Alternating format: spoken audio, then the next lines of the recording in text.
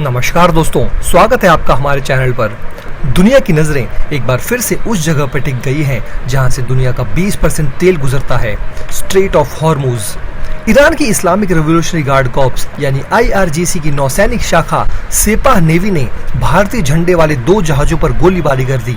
एक विशाल तेल tanker Sanmar Herald जो करीब 20 lakh barrel Iraqi crude oil लेकर भारत आ रहा था, और दूसरा बल्क कैरियर जग अर्नव।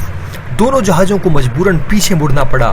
क्रू ने रेडियो पर चिल्ला चिल्ला कर कहा, सेपा नेवी, आपने हमें क्लियरेंस दी थी, अब गोली क्यों चला रहे हो, हमें जाने दो। जिस ईरान को हम सालों से अपना दोस्त मानते आए थे, चाबी चाबी की दोस्ती निभाते थे, उसी ने आज हमारे जहाजों पर गोली चलाकर धोखा दे दिया। अब सवाल ये है कि अब भारत क्या करेगा? क्या ईरान की खैर नहीं? अमेरिका के सेनेटर लिंडसे ग्राहम तो सीधे ट्रंप से कह रहे हैं, ईरान को सबक सिखाओ, हॉर्मुज पर कब्जा करो।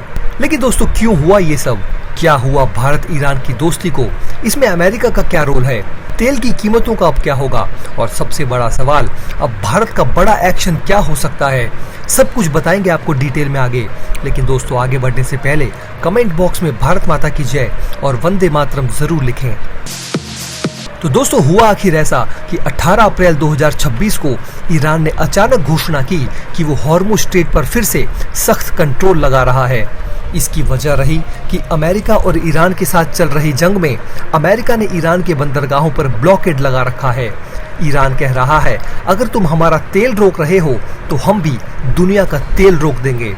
ठीक उसी वक्त 2 भारतीय जहाज सनमार हेराल्ड, जो कि एक VLCC सुपर टैंकर है जो करीब 20 लाख बैरल इराकी ऑयल लेकर आ रहा था, और जग अर्नव हॉर्मुज पार करने की कोशिश कर रहे थे। IRGC की गन बोट्स ने उन्हें रोका, रेडियो पर चेतावनी दी और फिर गोलीबारी शुरू कर दी। सनमार हेराल्ड के क्रू ने रेडियो पर हताशा भरी आवाज में कहा कि आपने तो हमें क्लियरेंस दी थी, अब गोली क्यों चला रहे हो? लेकिन ईरानी नावें नहीं मानी, दोनों जहाजों को मजबूरन पीछे मुड़ना पड़ा। ब्रिटिश मिलिट्री ने भी कंफर्म किया कि IRGC गन बोट्स ने टैंकर पर फायरिंग की और क्रू अभी सुरक्षित है। कुल मिलाकर कम से कम 4 से 5 भारतीय जहाजों को वापस लौटना पड़ा। एक जहाज तो सफलतापूर्वक निकल गया, लेकिन बाकी सब ठप। विदेश मंत्रालय ने तुरंत ईरान के एम्बेसडर डॉक्टर मोहम्मद फतहली को दक्षिण ब्लॉक बुलाया। फॉरेन सेक्रेटरी विक्रम मिस्त्री ने उनको सीधे सीधे लताड़ लगाई।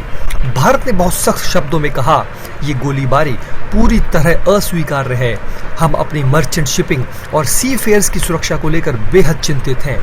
तुरंत भारतीय जहाजों के लिए सुरक्षित रास्ता दो। कई मीडिया रिपोर्ट्स में इसे स्ट्रॉन्ग प्रोटेस्ट और डीप कंसर्न बताया गया है। मतलब साफ है, भारत ने ईरानी एम्बेसडर की अच्छी खासी क्लास लगाई है। अब खबरें ये भी आ रही है कि भारत ईरान को सबक सिखाने की तैयारी में है।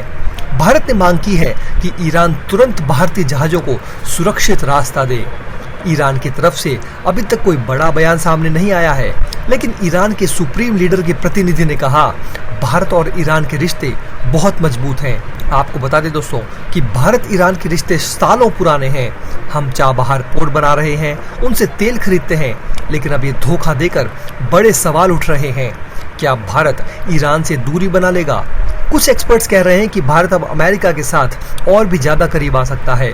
और हाँ, भारतीय नौसेना पहले से ही ऑपरेशन ऊर्जा चला रही है जहाजों की सुरक्षा के लिए। अब शायद और बड़ा एक्शन देखने को मिले। अमेरिकी सेनेटर लिंडसे ग्राहम ने आग उगलते हुए कहा कि ईरान अंतर्राष्ट्रीय शिपिंग रूट पर हमला करके हॉर्मुज पर कब्जा करने की शेखी बघार रहा है। ट्रंप, ईरान को सबक सिखाना ही होगा, ब्लॉकेड जारी रखो, खार्ग आइलैंड को टारगेट करो, अमेरिका के पास सारे पत्ते हैं। ग्राहम का ये बयान इसलिए महत्वपूर्ण है क्योंकि अमेरिका ईरान जंग 2026 में चल रही है। ट्रंप ने पहले ही ईरान के ऑयल इंफ्रास्ट्रक्चर पर हमले किए हैं। ईरान जवाब में हॉर्मुज बंद कर रहा है। अब भारत इस जंग के बीच फंस गया है। अब दोस्तों, सेपा नेवी जिसने हमला किया उसके बारे में आपको थोड़ा बता दें कि दोस्तों, सेपा नेवी ईरान के इस्लामिक रेवोल्यूशनरी गार्ड कॉर्प्स की एक विशेष नौसैनिक शाखा है। ये फारस की खाड़ी और स्ट्रेट ऑफ हॉर्मुज में ऑपरेट करती है। ये पारंपरिक नौसेना के बजाय तेज गति वाले हमलावर नावों और गुरिल्ला युद्ध रणनीति के लिए जानी जाती है। इनके हथियारों में छोटी मिसाइल, गन बोट और छोटी पनडुब्बियां शामिल हैं। इस कारण सेपा नेवी इस संकरे जल क्षेत्र में आसानी से ऑपरेट करती है। इन सब के बीच दोस्तों ईरान ने कहा है कि हम शिपिंग सुरक्षित रखेंगे, लेकिन अब वो खुद गोली चला रहा है और हम अब भी डिप्लोमेसी की भाषा बोल रहे हैं। लेकिन अब वक्त आ गया है, दोस्ती अच्छी लेकिन अपने जहाजों और तेल की सुरक्षा पहले करो। अब दोस्तों इन सब के बीच सबसे बड़ा सवाल ये है कि भारत क्या बड़ा एक्शन लेगा। दोस्तों सबसे पहले समझ लीजिए कि भारत के पास कई विकल्प मौजूद हैं। पहला और सबसे तुरंत वाला सैन्य जवाब। भारतीय नौसेना पहले से ही वहां पर ऑपरेशन ऊर्जा चला रही है, जिसमें हमारे युद्धपोत भारतीय जहाजों को एस्कॉर्ट देते हैं। अब मोदी सरकार को और बड़ा एक्शन लेना चाहिए। हॉर्मुज के पास ज्यादा युद्धपोत तैनात करें, भारतीय जहाजों को मजबूत सुरक्षा दें। अगर जरूरत पड़े तो अंतरराष्ट्रीय गठबंधन के साथ मिलकर शिपिंग रूट्स को सुरक्षित रखने का प्लान बनाएं। दूसरा विकल्प कूटनीतिक दबाव। सिर्फ एम्बेसडर को बुलाना काफी नहीं है।